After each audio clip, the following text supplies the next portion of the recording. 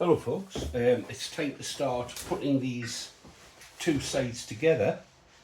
It's rather awkward jigging something up as delicate as this, so what I've done is I have a right angle piece of card and I've cut the corner off so that the card as a little jig doesn't get glued to the balsa, and this is what I'm going to try and do. If I put the card on there, line up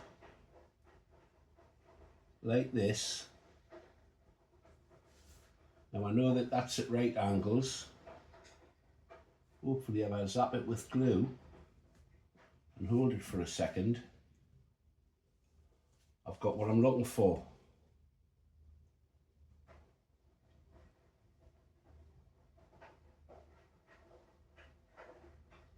Yeah, that seems to work.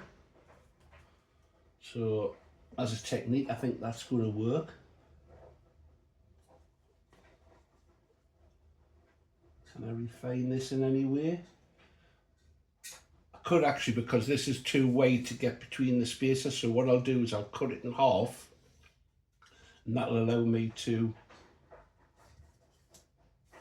place the wood in without it getting in the way. Excuse me. Excuse the noise in the background, that's the washing machine. See, I'll do the upper one. Now I'm starting on those cross pieces which are it to make the box a square, and when these have set I'll be able to put the two sides together before I start pulling in the rear and adding those spaces.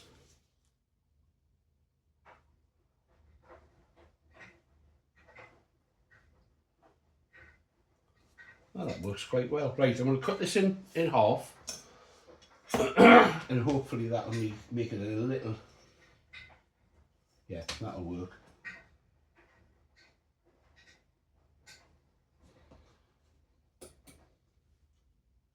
I'm sure there are other techniques. I could have made an internal jig, but then it's getting the jig out's the issue. Let's add the next one.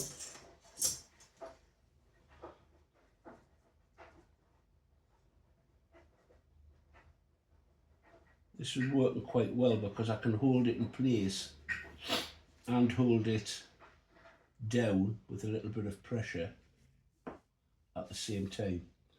I have had a thought that Roy isn't the most delicate of modelers, and handling this model, I think it's going to be in a world of pain, so I may beef up the sides a little bit, not too much, and add some strengtheners. I'm thinking in terms of handling for adding and taking out the battery and just general field work with the model. It has to be able to withstand the rough and tumble of going to the field. And Roy, I'm sure he won't mind this too much saying that.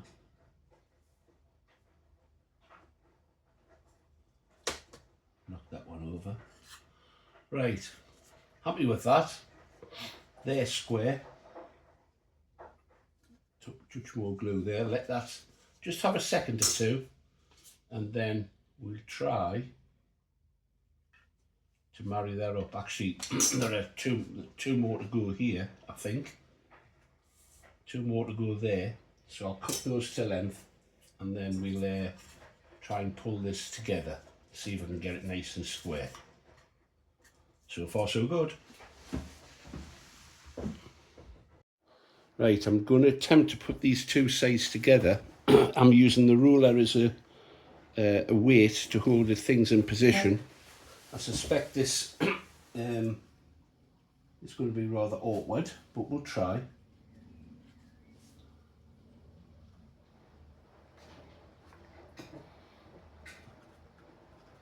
Concentrating on the bottom ones at the moment, but while it's in position I'm going to zap it at the same time. This is going to be extremely delicate. How have I managed to stick my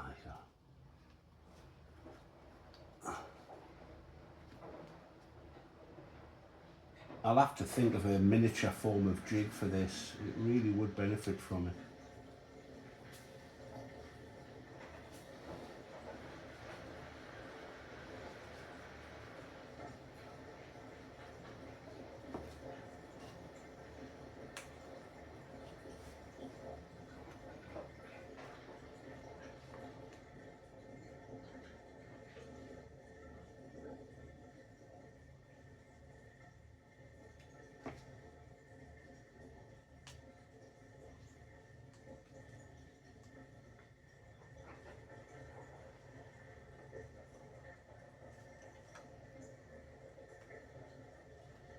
It's amazing that the glue has an affinity with fingers rather than the wood at times, but there you go.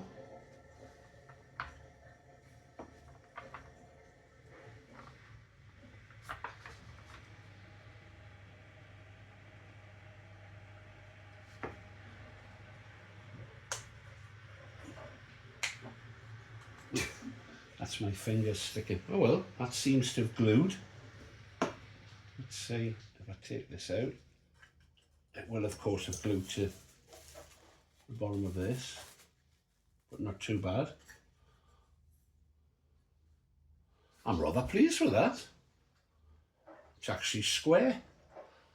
I'm definitely feeling that this is going to struggle in Roy's hands.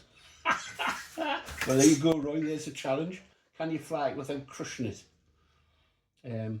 Right, let's pull together the back. I'll line it up on this central line here, and then we'll add the cross pieces. Put that like that.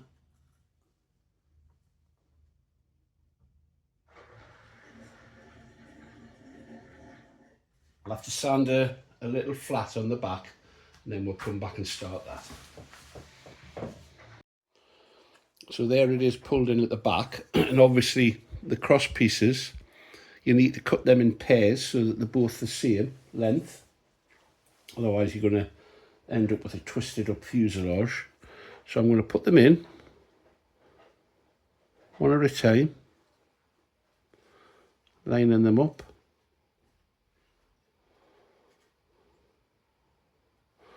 Till I'm happy with them. Zapping them with glue. Trying to avoid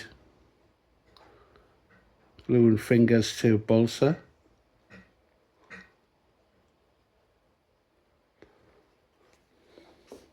I'll do them in pairs all the way down, and we'll see how it goes. The top part is done as a separate unit. I don't actually have the 132 for that. I think Roy's going to try and get his hands on some, or check his stockpiles. It's very delicate, obviously, to work with stuff as fine as this, but once you get the pieces together, it does become much more solid in the hand. It's hard to believe actually how much a little piece of balsa can make.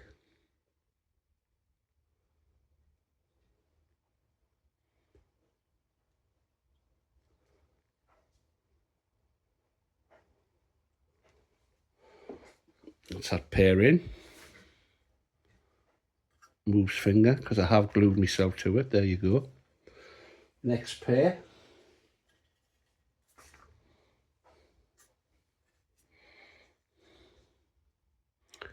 These have had to be cut with a slight taper to them.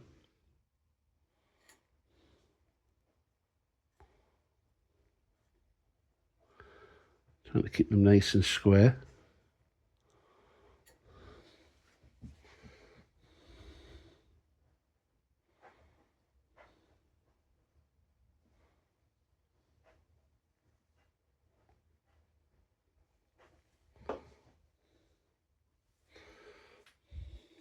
There we go. It's just there you go. If you do glue yourself, a twist rather than a pull is the answer. Otherwise you end up ripping things apart. I've learned that through experience.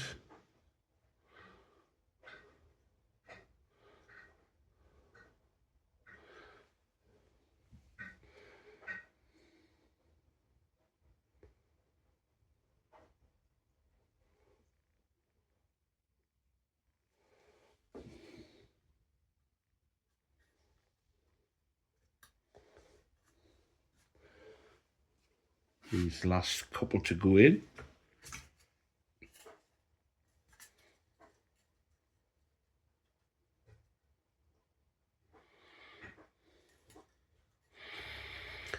Now, when I'm coming to put this in, to me, it seems to be pushing it out too much.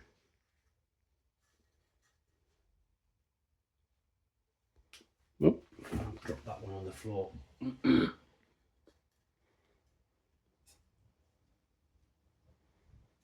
Drop that one on the floor. Let's pause and try that again. There we have it.